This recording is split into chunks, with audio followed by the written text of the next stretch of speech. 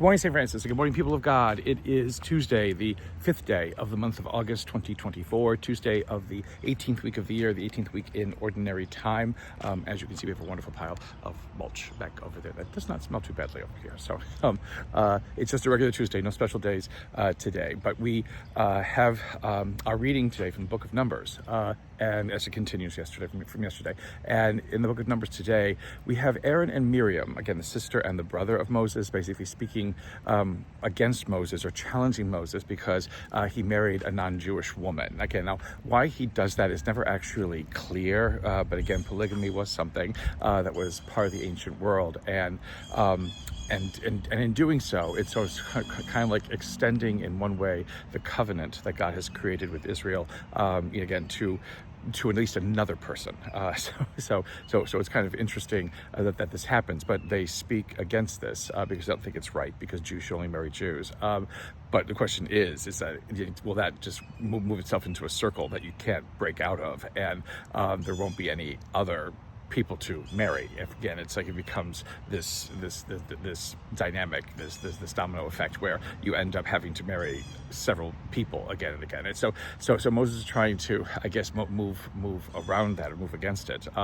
And in doing so, Moses, Aaron and Miriam, again, they gain God's anger because, how dare you question Moses? I trust him with everything that I am. Again, God comes out as the great protector of Moses, and so he basically, God scolds Aaron and Miriam for trying to come against Moses and trying to, contradict what's happening and what God's direction is, which is, again, always sort of interesting. So, like, what is God's direction in all of this? The people don't have any vegetables yesterday. They're just getting quail and manna, which is good. But if God can do that, can't God give them, melons and cucumbers and things like that? So it's all very complicated in a lot of ways.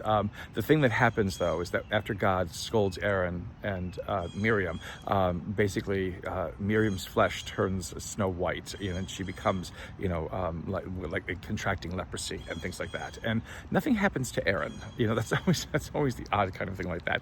It's always that both of them become lepers, but no, it's Miriam who becomes sort of a leper, and she becomes Snow White. And Moses basically implores God, please, Lord, don't do this. Heal her.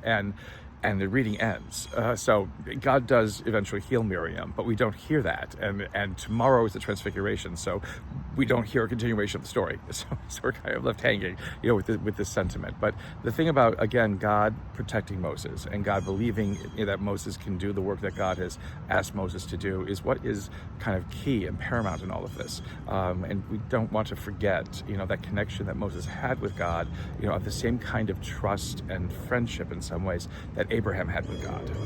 And so, again, building our own senses of trust and friendship with God, and knowing that God will defend us against those who might try to bring us down or those who might try to contradict us, is something kind of important, always to remember. In Matthew's Gospel, we have the great confession of Peter, in which Jesus asks the question, who do people say that I am? The apostles come up with all kinds of ideas, but it's only Peter who says, you are the Christ, the Son of the living God. And Jesus praises that, makes Peter the leader of the apostles, kind of, the gates of hell not prevailing against, him, or not against this kingdom that Peter will help, to set up, and again, forgiving sins and holding them back and what have you. And hooray, Peter is celebrated. It's wonderful. Again, this only appears in Matthew's Gospel. The question appears in all the Gospels, but only in Matthew's Gospel do you get this great send-up of Peter. Then the reading continues, which we don't often get when we hear this on Sunday. The reading continues then with Jesus talking about his passion and his death and having to go to Jerusalem, and Peter trying to stop him from doing that. And then Jesus says, you're Satan, get behind me, I don't need you. So again, within a couple of lines, Peter goes from being glorified, to sort of being vilified. And again, that's the human condition at times, again, that we can find ourselves waffling between, these two kinds of extremes, these two kind of polar, opposites. In many ways, we have to always be careful. Because too much glory is not good for anybody, and too much vilification is not good for anybody. How do we find our way, through all these things? And Peter's own inability to understand what the Messiah must do and what the Messiah must accomplish, and wanting to protect Jesus, is something that's kind of revealed today. Jesus doesn't need protection. Again, as many people might want to even do that today, Jesus doesn't need protection. Jesus is God, and God will do what God's will demands and desires, even of Christ. A blessed day, St. Francis and people of God. May the Lord give you his peace.